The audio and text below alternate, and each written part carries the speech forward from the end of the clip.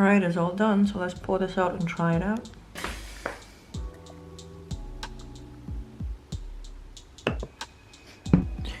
Let's try it out.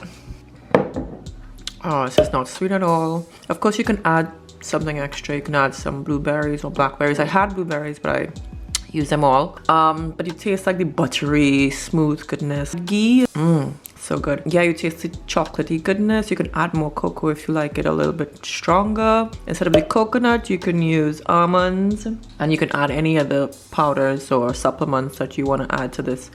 I stopped adding the Brazil nuts to this because I don't want to cook the Brazil nuts and lose some of the nutrients, the selenium that's in the Brazil nuts. So I add the Brazil nuts to my yogurt instead. So I hope you guys try this. If you do, let me know in the comments below. What will you add to your smoothie to make it great for hair growth? Let me know in the comments below.